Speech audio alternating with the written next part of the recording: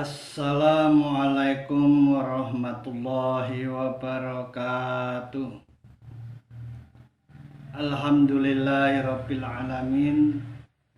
Wa bihi nasta'inu ala umuri dunya waddin. Wassalatu wassalamu ala asyrafil anbiya'i wal mursalin wa ala alihi wa ashabihi ajma'in, amma ba'd. Saudaraku, para pendengar penyejuk hati yang dirahmati Allah, alhamdulillah wa syukurillah, pada kesempatan tausiah kali ini saya akan menyampaikan materi tentang namimah. Mungkin di antara Anda ada yang belum pernah mendengar istilah namimah. Apa itu namimah? Mari kita simak terlebih dahulu sebuah hadis dari Nabi Muhammad SAW yang sumbernya dari Ibnu Abbas, diriwayatkan oleh Imam Bukhari. Hadis ini menceritakan tentang suatu ketika Rasulullah Muhammad SAW berjalan-jalan dengan para sahabatnya melewati sebuah kebun di Madinah. Tiba-tiba mereka mendengar suara tangisan. Lalu Nabi menghentikan langkahnya mencari arah suara tangisan itu. Setelah diperhatikan, ternyata suara tangisan itu berasal dari dua kuburan yang ada di kebun itu. Dua orang yang ada di kuburan itu sedang disiksa oleh Allah Subhanahu wa Ta'ala. Lalu Rasulullah menyampaikan kepada para sahabatnya, dua orang ini sedang disiksa karena dua kebiasaan yang tidak bisa mereka tinggalkan. Lalu Rasulullah Muhammad SAW ditanya, sebab apa itu Rasulullah? Lalu Rasulullah menerangkan bahwa kuburan yang satu ini disiksa penghuninya karena jika ia buang hajat tidak bisa membersihkan sampai bersih, istinjaknya tidak tuntas sehingga ada kotoran yang masih melekat. Sedangkan kuburan yang satunya lagi penghuninya disiksa karena perbuatannya, yaitu suka berbuat namimah. Nah, apa itu namimah? Menurut Imam Nawawi dalam kitab syarah hadisnya, para ulama menjelaskan bahwa namimah itu adalah menyampaikan suatu perkataan seseorang kepada orang lain dengan tujuan merusak hubungan di antara mereka.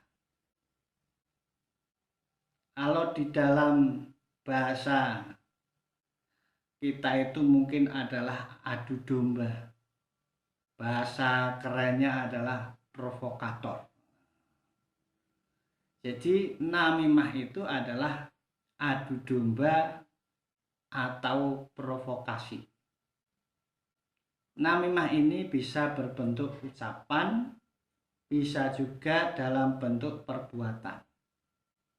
Jadi intinya adalah semua bentuk ucapan atau perbuatan yang menjurus agar seseorang itu membenci atau menyakiti orang lain yang menjadi temannya atau menjadi kekasihnya sehingga mereka timbul perpecahan di antara keduanya. Saudaraku, para pendengar penyejuk hati yang dirahmati Allah. Jadi namimah ini satu perbuatan yang cukup berbahaya. Karena apa? Karena akibatnya bisa merusak hubungan persaudaraan sesama muslim. Bisa juga merusak hubungan persaudaraan di antara mereka yang berkerabat. Bisa merusak hubungan pertemanan, bahkan bisa merusak hubungan kekeluargaan. Dampak lain yang lebih parah lagi, namimah ini bisa menimbulkan perselisihan menjadi semakin meruncing, yang tidak hanya merusak pada dirinya sendiri, tapi bisa menimbulkan kerusakan pada materi juga jika terjadi perkelahian atau sampai terjadi kontak fisik, baik antar teman maupun antar mereka suami istri ataupun bahkan antar golongan. Maka dari itu, namimah ini di dalam Islam termasuk perbuatan yang tercela, akhlak yang jelek pada diri seseorang. Nah, untuk itu kita harus menjauhi perbuatan ini, perbuatan memprovokasi orang lain yang tadinya hidup damai, rukun, berdampingan menjadi bercerai-berai, menjadi timbul perselisihan dan lain sebagainya. Ada satu kisah mengenai seorang ulama kita. Suatu ketika Syekhuna Imam Syafi'i didatangi oleh seseorang yang menyampaikan kepadanya bahwa sesungguhnya si fulan itu dalam satu pertemuan menceritakan begini dan begitu tentang dirimu, wahai Syekh. Lalu Imam Syafi'i mendatangi orang yang menceritakan dalam majelis itu, kemudian menanyakan dan menyampaikan terima kasih kepada orang yang telah menceritakan dirinya dalam suatu majelis. Tentu saja orang yang melaporkan ini kaget, heran, lalu bertanya-tanya,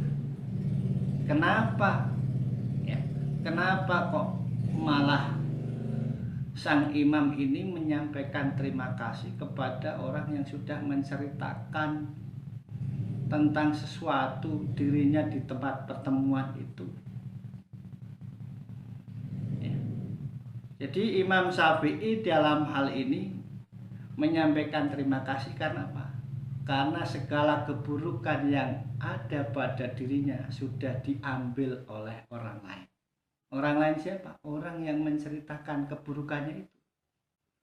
Sehingga beban sang imam merasa lebih ringan karena kejelekannya sudah diambil.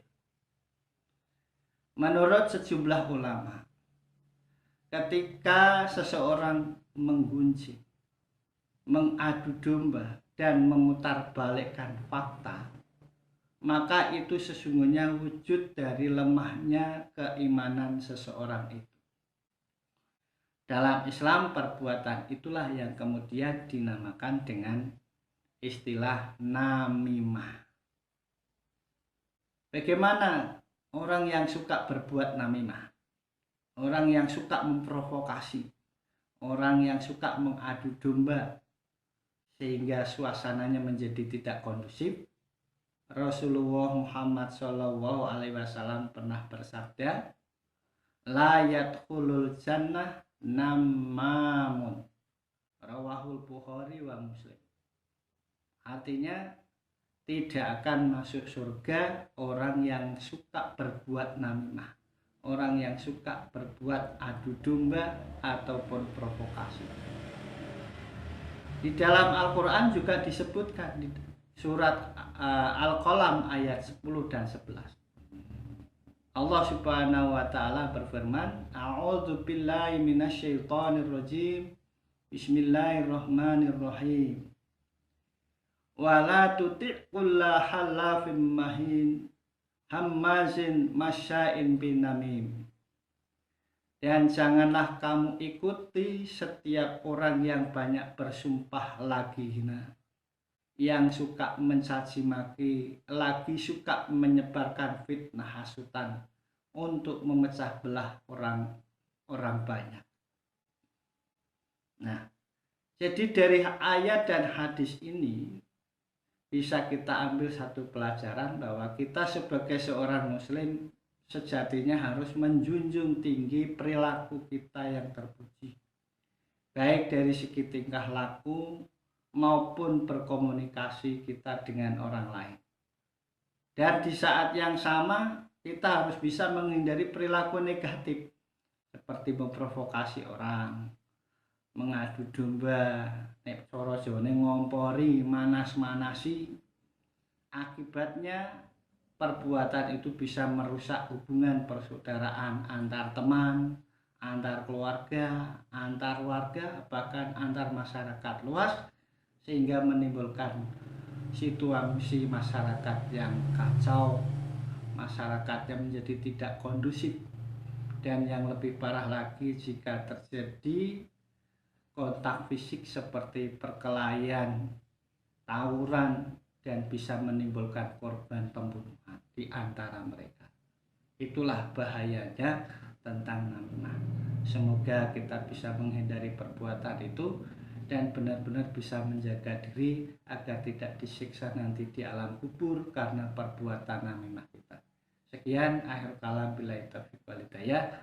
Assalamualaikum warahmatullahi wabarakatuh.